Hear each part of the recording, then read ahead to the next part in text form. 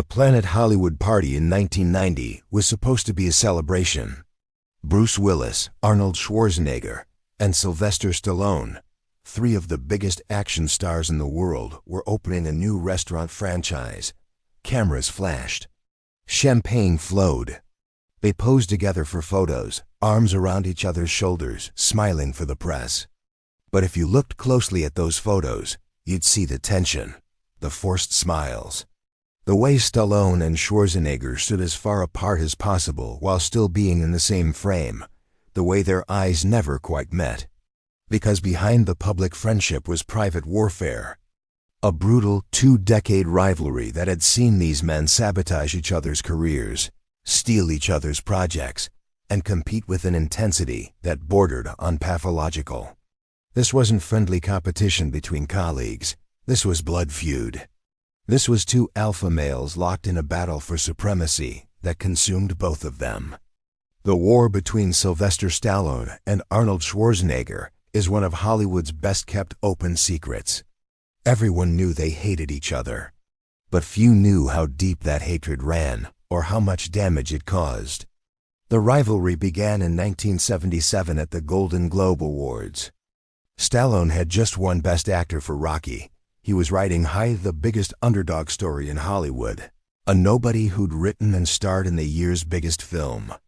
He was on top of the world. At the after-party, someone introduced him to Arnold Schwarzenegger. Arnold was relatively unknown at the time. He'd done a few films, including Pumping Iron, but wasn't yet a major star. He was trying to break into acting, using his bodybuilding fame as a springboard. They shook hands. Stallone later described the encounter. His hand was like a vice. He squeezed so hard I thought he was trying to break my fingers. It was aggressive. A power play. Schwarzenegger, in interviews years later, admitted, "I wanted him to know I was there. That I was competition. I didn't come to Hollywood to be second to anyone." That handshake set the tone for everything that followed. By 1982, both were major stars, and the competition intensified. Stallone had Rocky II, Rocky III, and First Blood. Schwarzenegger had Conan the Barbarian. They were both muscular leading men, both action stars, occupying the same space in Hollywood. And there wasn't room for both of them at the top. The first major incident came when Schwarzenegger deliberately tried to sabotage Stallone's film Stop, or My Mom Will Shoot. In a 2014 interview, Schwarzenegger confessed, "I heard they wanted me for a movie called Stop, or My Mom Will Shoot. I read the script and thought it was terrible, so I told everyone I loved it. I pretended I wanted to do it. I knew Stallone paid attention to what I was doing. So when he heard I wanted the script, he fought to get it. He stole it from me. He thought he was getting something great. It was the worst movie he ever made. And I tricked him into doing it." Schwarzenegger laughed telling this story, like it was a hilarious prank. But for Stallone, it was humiliating. The film was a critical and commercial disaster, one of the worst of his career. When Stallone found out years later that Schwarzenegger had deliberately fed him a bad script, he was furious. "That's not competition," Stallone said. "That's sabotage. That's trying to destroy someone's career." The competition extended to everything. Literally everything. Who had bigger muscles? Who could bench press more? Who was in better shape? Who had better box office numbers? Who got paid more per film? They'd show up at the same gyms and try to outlift each other. Schwarzenegger would hear Stallone bench pressed 400 pounds, so he'd bench 425. Stallone would hear about it and bench 450. It was endless.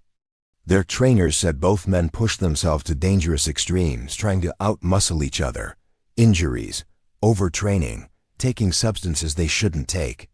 Both risked permanent damage to their bodies in pursuit of being more muscular than the other. At movie premieres, they'd size each other up. If Schwarzenegger showed up looking huge, Stallone would starve and dehydrate himself for his next premiere to look even more shredded. If Stallone appeared lean, Schwarzenegger would bulk up. Photographers at these events would get the best shots by positioning them near each other, and watching the testosterone-fueled posturing. The box office competition was even more intense. When Stallone had a hit with Rambo, First Blood Part 2 in 1985, $300 million worldwide, Schwarzenegger was determined to top it. He chose his next project specifically to compete with Stallone's box office. He wanted Terminator bigger than Rambo. He wanted Predator bigger than Rocky. He wanted Commando bigger than everything Stallone had done. And sometimes he succeeded.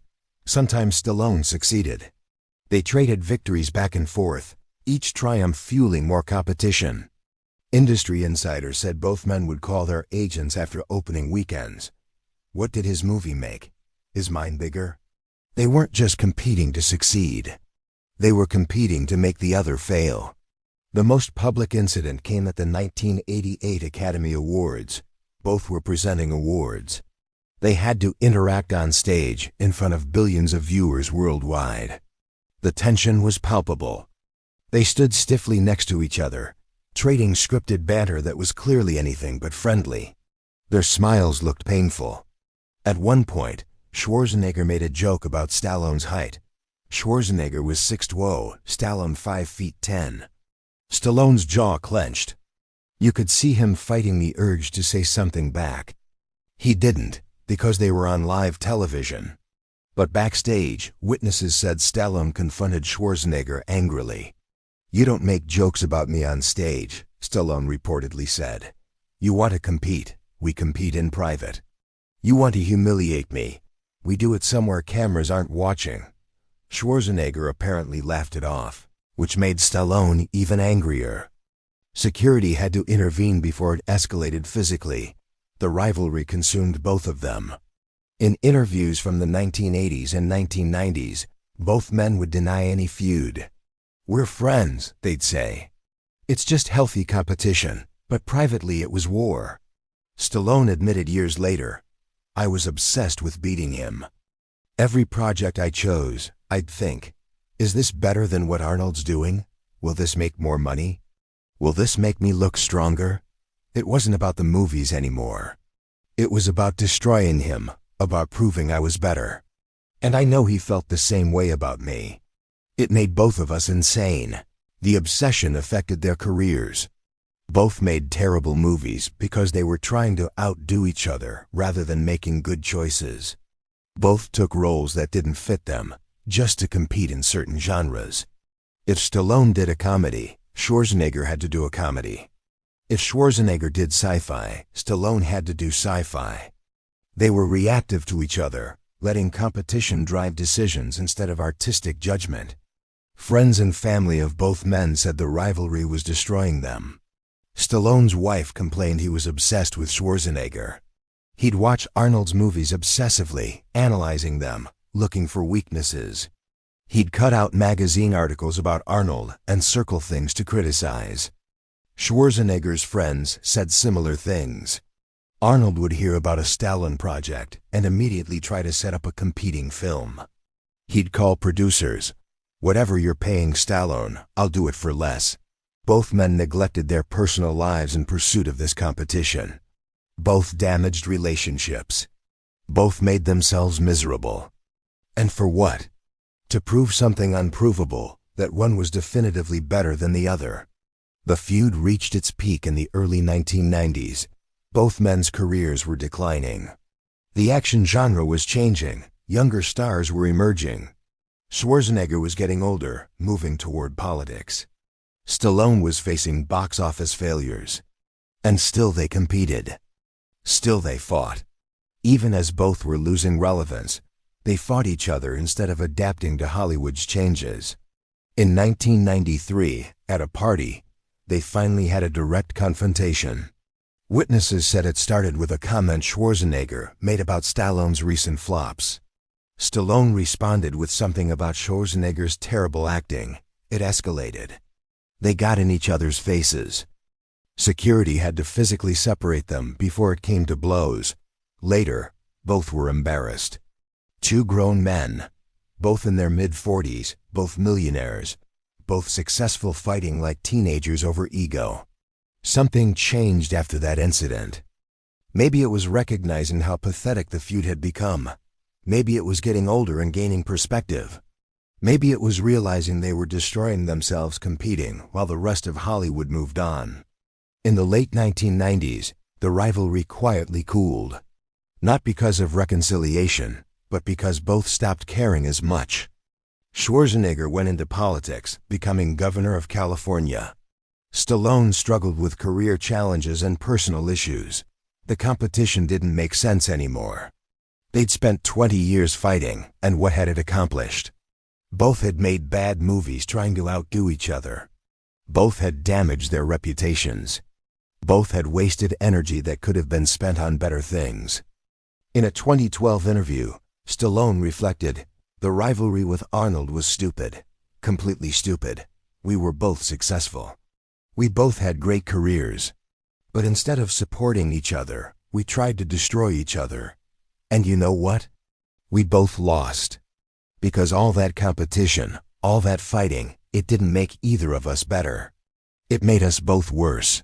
The true reconciliation came with the Expendables in 2010. Stallone created the film as a throwback to 1980s action movies, and he wanted to assemble all the old action stars, including Schwarzenegger. The first phone call was awkward. Stallone later described it. "I called Arnold and said, 'I want you in this movie.' There was a long silence. Then he said, 'Why?' And I said, 'Because we're better together than we are at war.'" Schwarzenegger agreed to a cameo in The Expendables, then a larger role in the sequel. They shared scenes, worked together, and slowly rebuilt a friendship. In interviews promoting the films, they were open about the rivalry. Schwarzenegger admitted sabotaging Stallone. Stallone admitted his obsession with beating Arnold. They laughed about it, but also acknowledged the damage.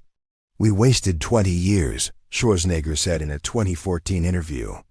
20 years we could have been friends. 20 years we could have supported each other. Instead we fought like idiots." Stallone agreed. "The competition made us both worse actors, worse people. We made decisions based on beating each other instead of being true to ourselves. And that's a tragedy." Today, Stallone and Schwarzenegger are friends. They text regularly. They support each other's projects. When Stallone was nominated for an Oscar for Creed, Schwarzenegger publicly congratulated him. When Schwarzenegger does charity work, Stallone donates. The rivalry is over. But its legacy remains. Both men lost years to pointless competition. Both made career mistakes driven by ego. Both damaged relationships and hurt themselves pursuing a victory that was never really achievable. In a 2016 joint interview, they were asked, "What would you tell your younger selves about the rivalry?" Stallone answered first, "I'd say, you're fighting the wrong battle. Arnold isn't your enemy. Insecurity is, fear is, ego is. Arnold is going through the same struggles you are. You could have been allies. Instead you were enemies. And that was a waste." Schwarzenegger nodded. "I'd say, competition is healthy. Destruction is not. We crossed the line from pushing each other to be better into trying to make each other fail. That's not competition. That's just being an asshole." They both laughed. But the regret was real. The Stallone-Schwarzenegger feud is a cautionary tale. About ego, about insecurity, about how competition can become toxic, about how two people who should have been friends became enemies because they couldn't accept that both could be successful simultaneously. For 20 years, they fought. And at the end, what did either of them win? Schwarzenegger said it best, "We both lost time. We lost friendship. We lost the chance to support each other through hard times. And for what? So one of us could claim to be better? Neither of us is better. We're just different." It took us 20 years to learn that. The rivalry between Stallone and Schwarzenegger ended not with a victor, but with two men realizing they'd been fighting the wrong battle all along. The real enemy was never each other. It was the ego that told them they had to be enemies in the first place.